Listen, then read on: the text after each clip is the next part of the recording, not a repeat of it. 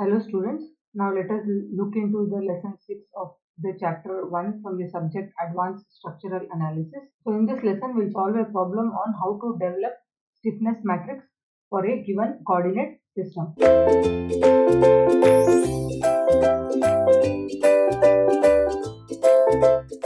So in total we'll be doing 7 problems. So let's get started with the first problem. Now this is a problem given. It's a cantilever beam. The Young's modulus is E, moment of inertia is I, and the cross-sectional area is A. The length of the beam AB is given as L.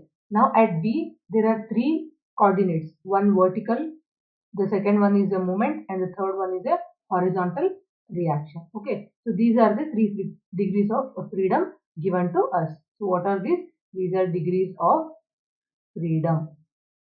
Okay. Now we have to develop a stiffness matrix. Now how many number of degrees of freedom are there?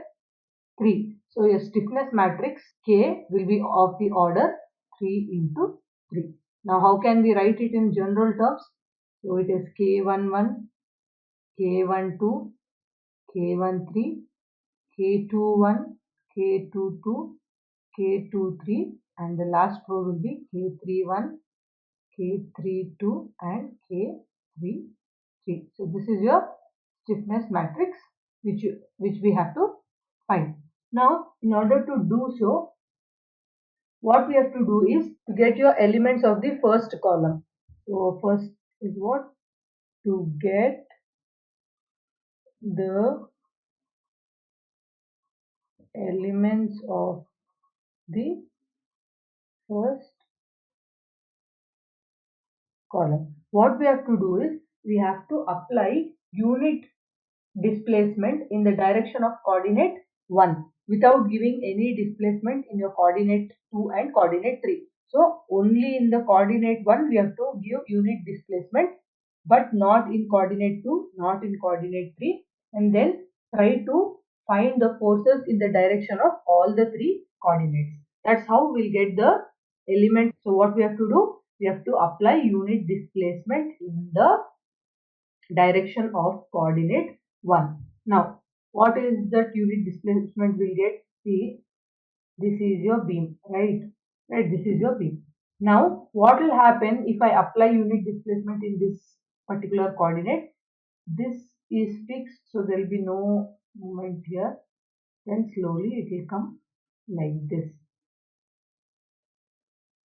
right? So your B will try to become B dash.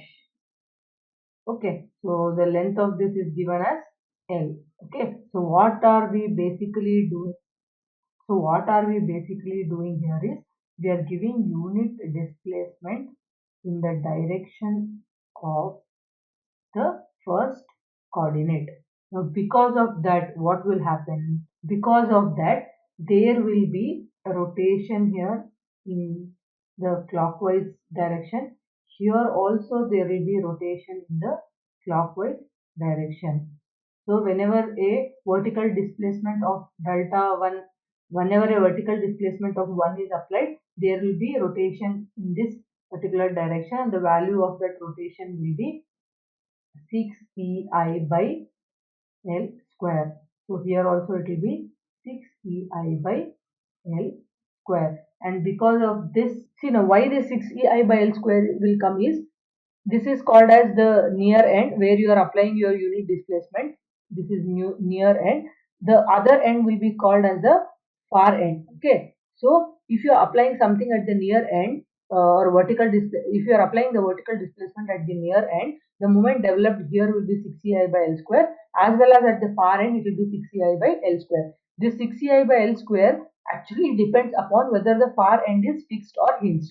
Because it is fixed, it's 6EI by L square. If it is hinged, there is a different value which will take up in the further problems. Okay, so this is the moment developed. Now along with this moment, there also will be forces, reactions developed or forces developed. Now what is that equal to? 12EI by L cube. So here that is there, it is upwards because this support is trying to move upwards, and here it is downwards because this should be downwards. Okay, so for all standard cases it will come like this. You need to Remember. Okay. Now let us start writing the stiffness values. First one is K11. So what is the meaning of this? If you are applying unit displacement at the jth node, that is at the node 1. So what is the force at the ith node? That is at 1. So you are applying displacement at 1 and you need the force at 1. Okay. So at 1, what is the force? I mean at the first coordinate. First coordinate is nothing but your vertical direction coordinate is visible here. So what is that value? Value is equal to 12 EI by L cube. Next is K 2 1, that is unit displacement at node 1. What is the force developed at node 2 at coordinate 2? So what is your coordinate 2? This moment is your coordinate 2. So here same at B, try to see what is this moment value, 6 EI by L square. That will be 6 EI by L square. And K3 1. Now K3 1. 3 coordinate is what? Axial force, like this, horizontal force. Here if you observe, there will be there is no axial force developed. So that value will become equal to 0. See, this is a standard value. When there is a vertical displacement and the far end is fixed, this is how you will get the moment and this is how you will get the reaction. It's standard for any stiffness matrix which you have to develop. So this is your first column elements. Now in order to get the second column elements, what we have to do? To get the elements of the column.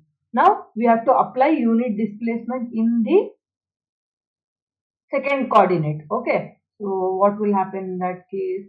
So you'll get a shape like this. You are applying the moment here. So if the far end is fixed and you are just applying a moment, no vertical displacement, only moment is there, then what will happen? This will be 4 EI by L. The point at which you are applying moment, that will be 4 EI by L, and the far end will have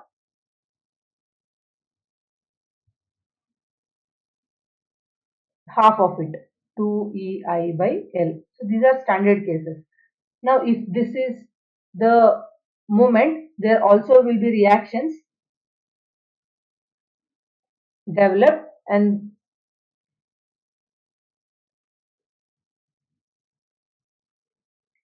so there also will be reactions developed. Now what are the reactions?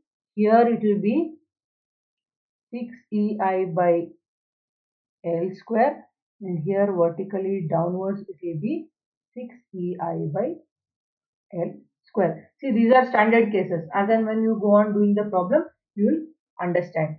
So this is better you write it in a different color. Actually, you are applying unit rotation here. Okay, instead of instead of theta, you can even write it as delta 2 equal to 1. Here delta 1 equal to 1, here delta 2 equal to 1. So if only moment you are applying, then this will be the case. Now try to write your column elements. So try to write your column elements. This K1 2.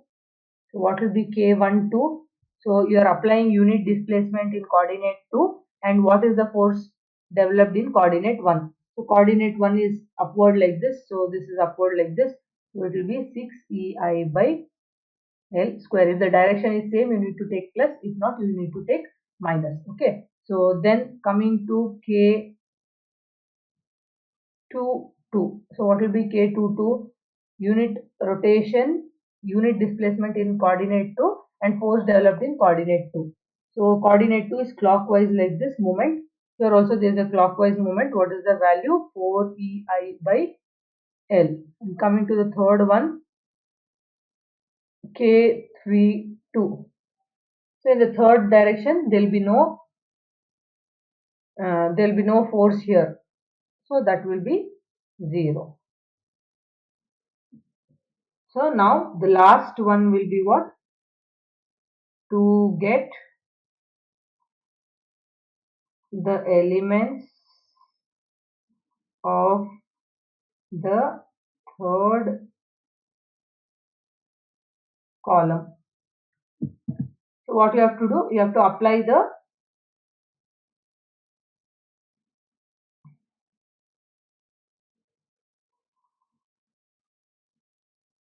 so what you have to do, you have to apply the displacement in the third coordinate direction. So what will be the displacement?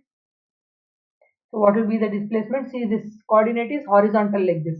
So you have to apply a displacement in horizontal like direction like this. So your delta 3 is equal to 1.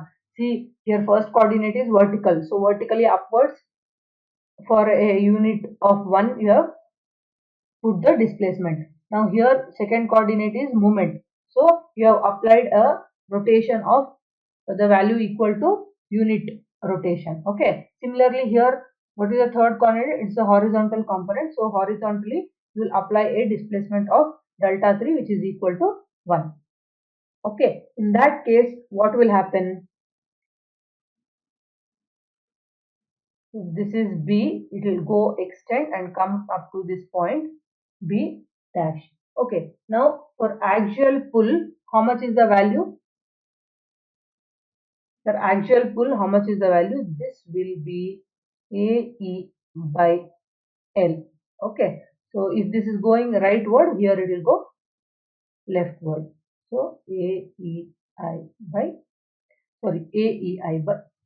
AE by L. So now let us write the column element values. So K13. So what is K13 meaning? Applying unit displacement at 3. What is the force developed at 1? Okay. So in this direction there is no force developed. So it will be 0. K23. Is there any movement here in this direction? No, nothing is there. So it will be 0. So K33. So in this direction of the coordinate there is a force. What is that force? AE by L. So this is your K33. So if you want to write the final value, what will be the values? So this will be 12 EI by L cube, 6 EI by L square and 0. Coming here, 6 EI by L square, 4 EI by L and 0.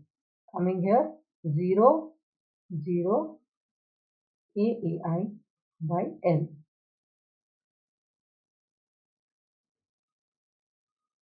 Now, how do you check whether this is correct or no? See, this is your diagonal elements. These are your diagonal elements. This is a square matrix, right? So the stiffness matrix will be of the order equal to the degree of freedom. So correct, this is a 3 into 3 matrix and it is a square matrix, that's proved. Now it is diagonal symmetry. See, if you observe, this and this are equal, this and this are equal, and this and this are equal, right? So it is a symmetric matrix also. So this is your K matrix for the given problem, also called as element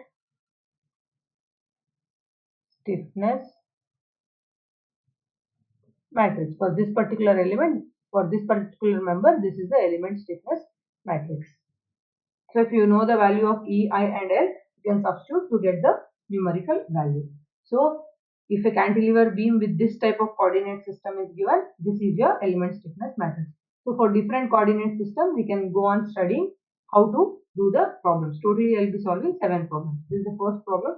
In the next lesson, let us take up one more problem. Thank you.